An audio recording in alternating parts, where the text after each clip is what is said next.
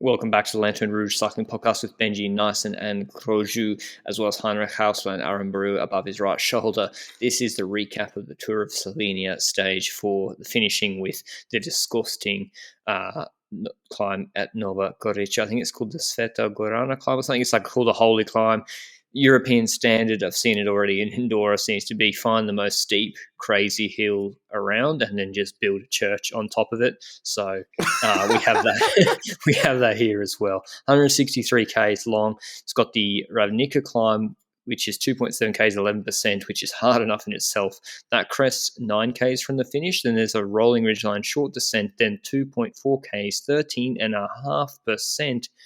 Ramps up to 25, 27% apparently on this final climb. They'll make it look easy, but it's not. This is really, really hard climb. Pogačar over a minute ahead of Moric and Sobrero and GC. This was the stage we thought he'd be dominating, but there was a break, Benji, but pretty much Trentin just controlling them, right? Yes, indeed. Trentin was in control for UAE. He was trying to keep it all relatively close so they could, take the stage in the end. That was their final goal here. And that became very clear because towards that Ravnica climb, the bottom of it, they indeed started controlling even more. But then another team popped up at the front. We saw that Bike Exchange was taking over on the Ravnica climb just at the starting portion. And I wasn't really sure why. They've got Daniel Kangert. They've got your boy Andrej Zaitz. So I'm not sure that's the two people I'm going to drop everything on for this stage, because you've got a competitor that has a team that, is going to beat those two riders. Like, there's no way Kangert and Zaitz are winning against Pogačar. So what do you think is their idea? Is it that to try and put pressure or try to do at least something against Pogačar here? Or, I don't know. Sometimes in life you just have to accept your fate and that you're going to get wrecked. And Bike Exchange didn't feel like accepting that this morning or today. But yeah, I agree with Benji. I don't have an answer. I don't have a logical explanation for you, Benji. Trentin controlling. UAE pretty much split it apart on the end of that Ravnica climb. We've got a group with Micah Polans, Ulysses and Pogačar, 4 UAE riders, as well as Sobrero Romo, 2 Astana riders. Sobrero, told you already, remember that name. And then Ilmor Zakarin, Benji. The Zakarin, I was like, he's back. He's going to destroy Pogačar on this final climb. That didn't end up happening. It was pretty much UAE just controlling and pacing. James Shaw was there too for Ribble. And the commentators let us know almost to the point that it was a meme how well he was doing, but he's doing really well. We said that the other day. But yeah, pretty much Micah then taking over pacing at the bottom of that climb. And the question was, is Pogačar going to go full gas on this climb, or are UAE going to try and gift this stage to someone? He's already won a stage on stage 2. He hadn't won a stage of Tour of Slovenia before. And so he's got that ticked, and he's going to win GC. So is he going to gift it to Micah or Ulysses? Well, the answer became pretty clear when Micah pacing drops everyone except Sobrero, Ulysses, and Pogačar. Then Pogačar gets flicked with about 800 meters to go. He starts pacing. Ulysses was their third wheel. They moved Sobrero second wheel. Then Sobrero, I think, gets caught by surprise when Ulysses hits him with about 150 meters to go and attacks really, really hard. Sobrero can't get back onto his wheel. There's a big sweeping right-hand bend, and Pogačar gets onto Sobrero's wheel, but Ulysses is already gone, wins the stage, and Pogačar actually comes around to take second for the UAE 1-2. So it's been a quick recap because it was a pretty straightforward stage.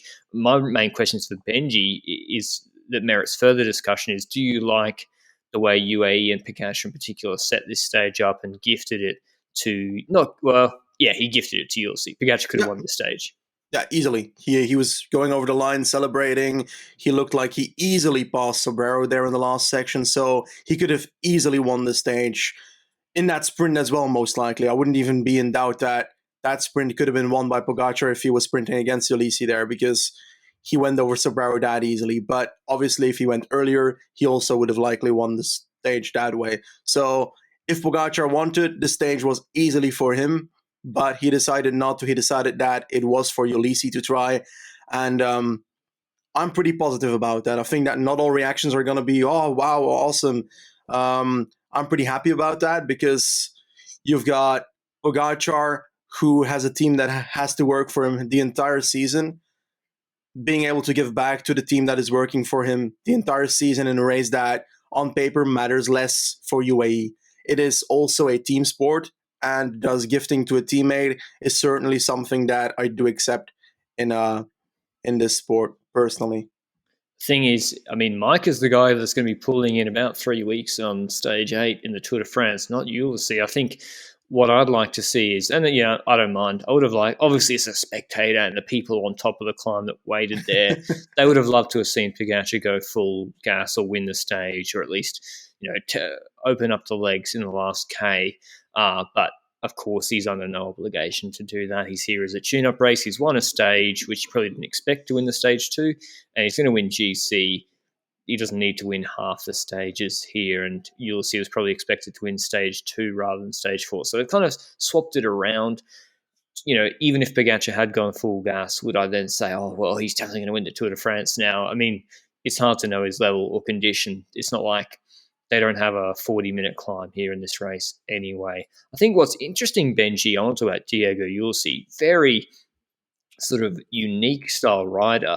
His climbing seems to be getting better and better. 31 years old. He's only done one Vuelta. Pogačar says he wants to take a tilt at the Vuelta. Roglic, I don't think is going.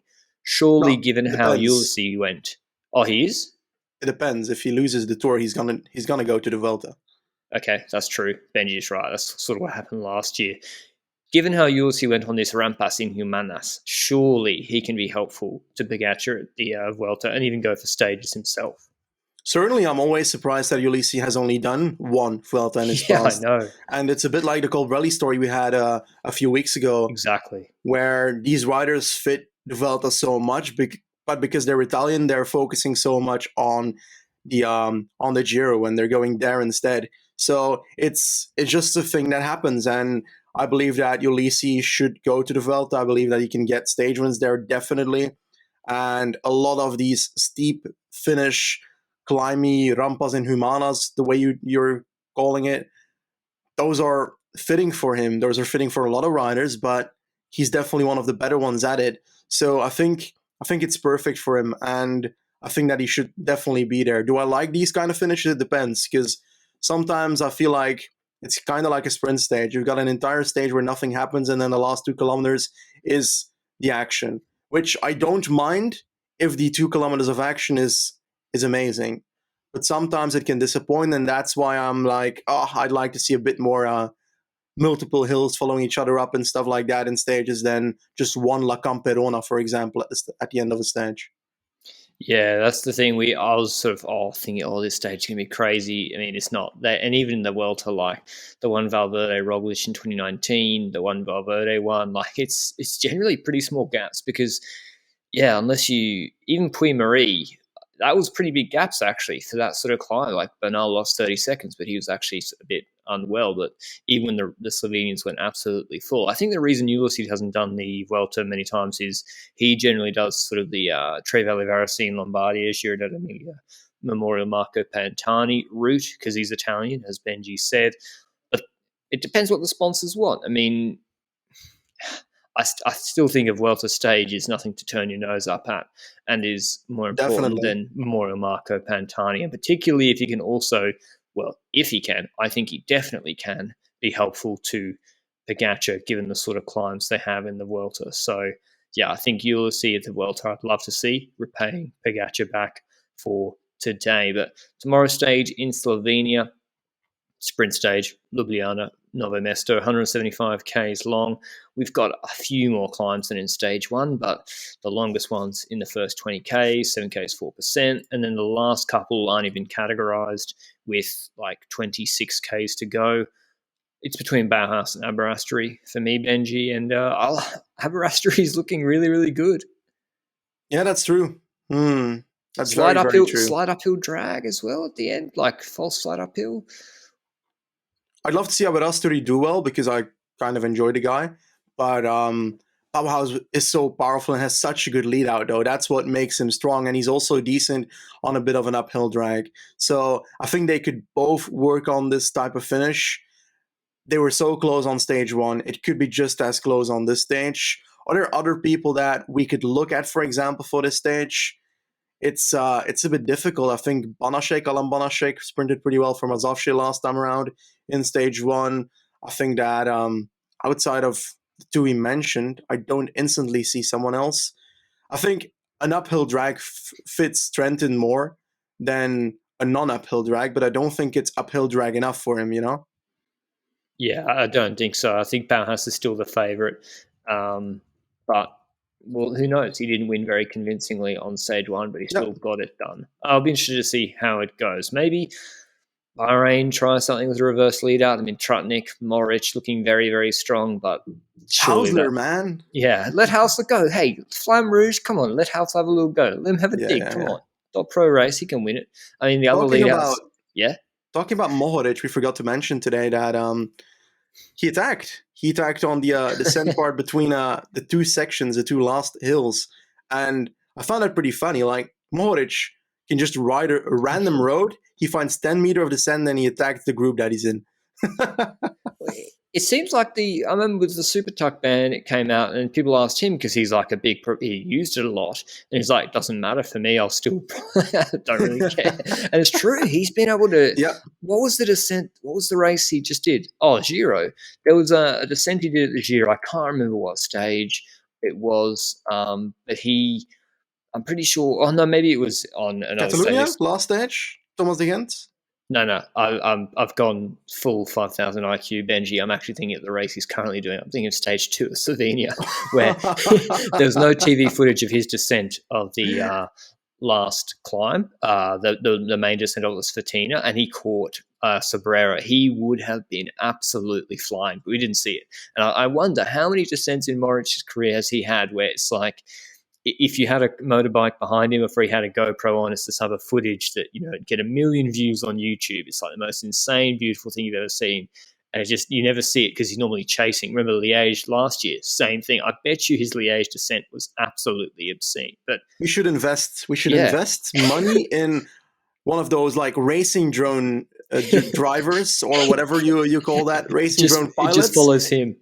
And just follow him the moment that he goes into descents and Grand Tours or wherever he's at. Listen, Velon and Bahrain, I'll pay €1,000.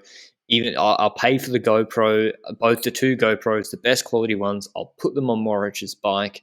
It should still be 6.8 kilos if I can get the footage as well, because I want that for every race. But that's enough from Tour of Slovenia. Enjoying it so far. Ulysses winning today. He keeps winning every year, and we'll see you with the recap of the sprint tomorrow.